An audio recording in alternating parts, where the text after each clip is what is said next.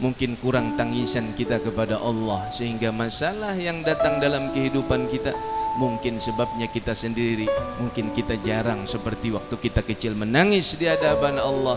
Ya Allah, apa masalah, apa dosaku, ampunkan dosaku. Ya Allah, apa segala problem kehidupanku. Ya Allah, aku menangis di hadapan, memudahkan segala urusanku. Nah begitu. Ketika orang itu menangis, dalam riwayat seorang hamba yang menangis sampai meneteskan air matanya itu dengan tangisan ikhlas, itu menghapuskan dosa-dosanya.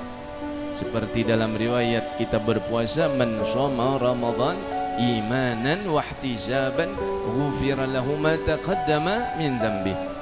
Siapa yang berpuasa di bulan Ramadan dengan syaratnya apa? Man shoma Ramadan iman, penuh dengan iman.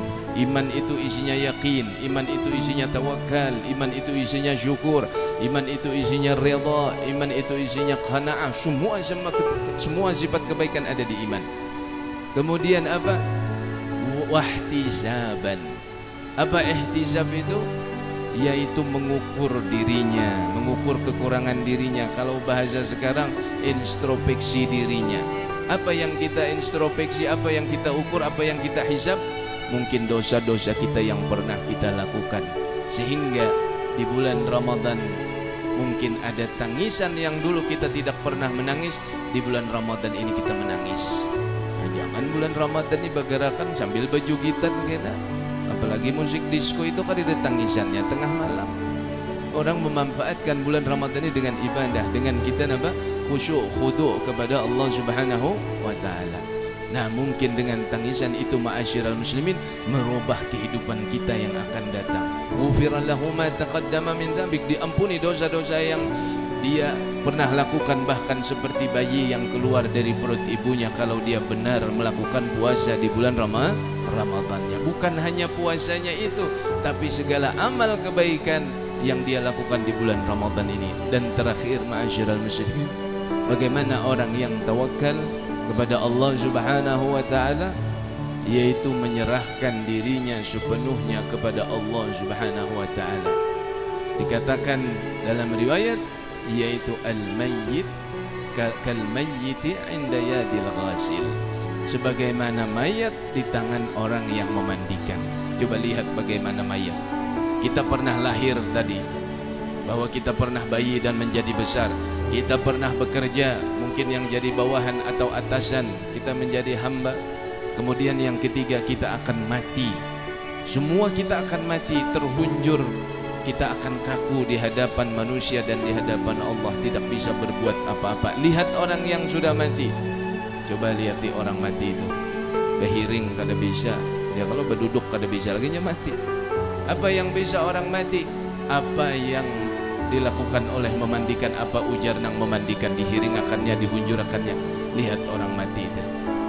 Nah, apalagi nang ini bakas musuh bahari pas banar nang memandi ini, musuhnya juga paman utuh lawan paman amat, nang meninggal paman utuh, nang memandi paman amat. Ada kasih pemandian mayat pak. Nah, sangit banar patamrina bah memandi pakai sabun rinso disimburnya pulang. Mbah itu pakai sikat kawat pulang disikatnya. Orang kada taunya sangit ikam ni dasar bungul atau hai jarannya balas dendam.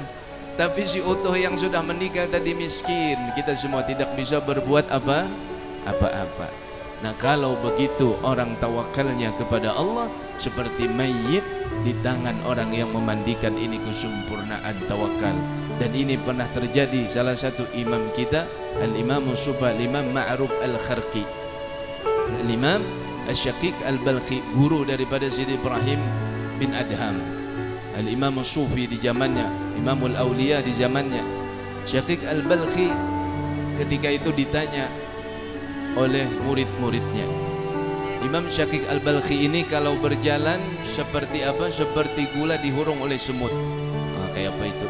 Kalau Sidin duduk, orang mau hurung, mengambil keberkahan, mengambil ilmu, mengambil semua, hendak memandang Al-Imam Syaqiq Al-Balkhi. Lalu kemudian satu ketika Imam Syaqiq Al-Balkhi dilihat oleh Sayyidina Ibrahim bin Adham. Di awal pertemuan Sidin melihat Imam Syaqiq Al-Balkhi ini luar biasa karamahnya, fadilahnya, keutamaannya. Orang-orang sibuk hendak mengambil berkah. Kalau sidin berjalan tuh kayak apa? Rebutan orang bahasa ini hendak mengambil berkah, hendak bersalamat. Lalu setelah itu Sayyidina Ibrahim bin Adham menyempatkan diri berjumpa dengan beliau. Bertanya Sayyidina Ibrahim bin Adham, "Duhai Imam, apa yang menyebabkan engkau mendapatkan derajat seperti ini, duhai Imam?" Kemudian setelah itu Sayyidina Imam Syakik Al-Balkhi melihat Sayyidina Ibrahim bin Adham, ini sama-sama aulia yang bertemu. Senyum, kemudian diceritakan, "Duhai Ibrahim bin Adham, suatu ketika aku melihat ada seekor burung. Melihat seekor burung.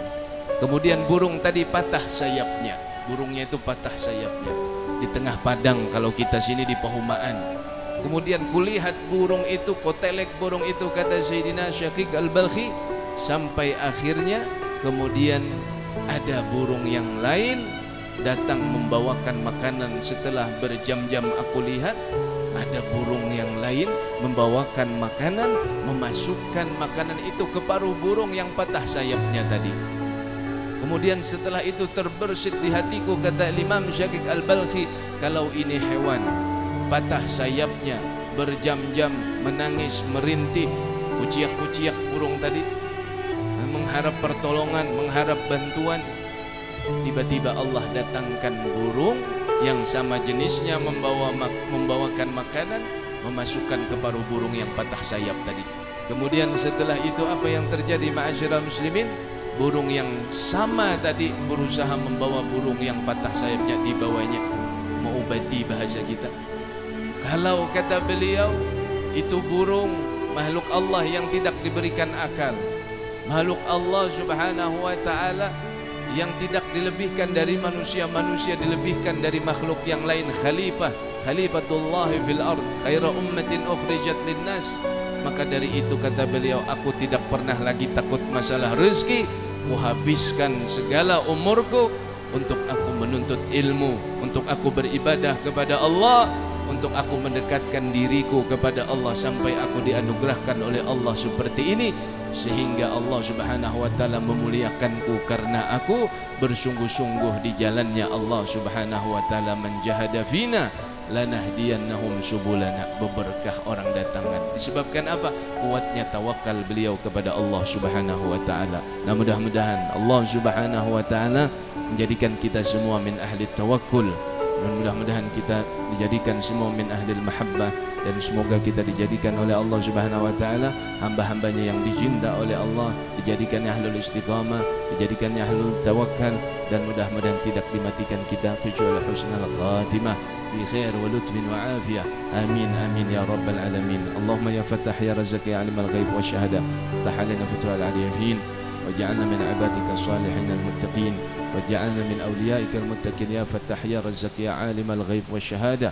افتح علينا فتوح العارفين وجعلنا عبادك الصالحين وجوكنا فحم النبيين وحفظ المرسلين وإلهم الملائكة المقربين. وصلى الله على سيدنا محمد النبي الحبيب المحبوب العلي القدر العظيم وآله وصحبه وسلم والحمد لله رب العالمين والعفو منكم. Demikian pengajian kita pada sore hari ini. Minta halal minta ridha kepada Habibana Ayahanda Habib Muhammad, mungkin kepanjangan, dan juga guru-guru yang lain, Pak Badrun, Pak Tamrin, dan semua hadirin. Kalau ada kekhilafan mohon dimaafkan.